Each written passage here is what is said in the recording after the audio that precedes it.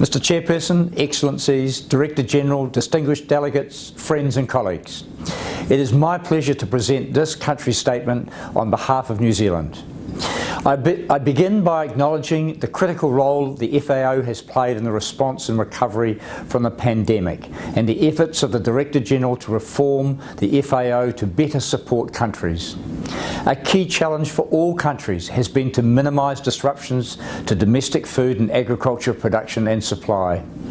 This calls for concerted global action to address food production and waste issues and to ensure that food supply chains remain open, not distorted by restrictive trade practices. All the evidence shows that global food security is dependent on a well-functioning trade system in which efficiently produced and sustainable food and agricultural products flow between regions and countries. Mr Chairperson, New Zealand welcomes the focus of this Conference on Action. We are not on track to achieving the Sustainable Development Goals. An estimated 2 billion people are without regular access to safe, nutritious and sufficient food. And food systems contribute to over 20% of the world's greenhouse gas emissions. There is no time to lose, and we should be optimistic that we can turn this around. We need urgent action based on science and evidence, and that elaborates more clearly the trade-offs required in our food systems.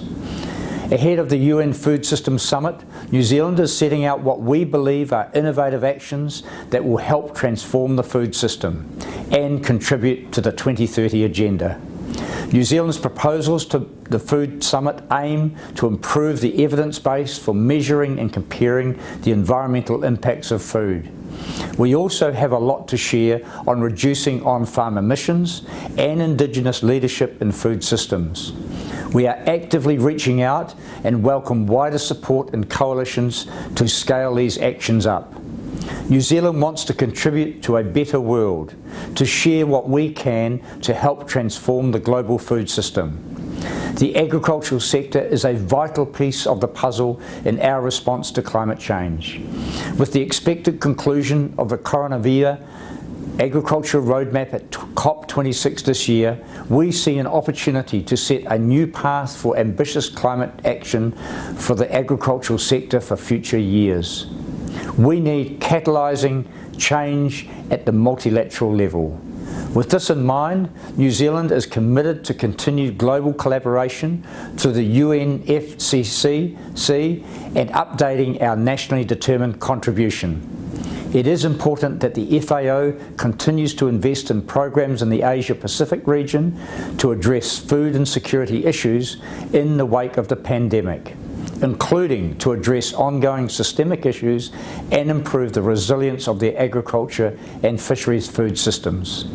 As highlighted in APEC, New Zealand agrees that multi-sectorial and dimensional engagement is needed to ensure that a sustainable and resilient food systems framework informs development policies.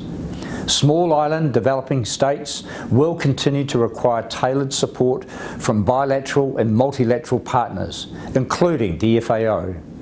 To conclude, the pandemic has highlighted the interconnected nature of our food systems. Clearly, it is having a greater impact on the vulnerable. Therefore, more than ever, we must all ensure no one is left behind. We look forward to working with the FAO and other members on preparations for the Food Summit in September, and most importantly, on the implementation of its outcomes. Thank you.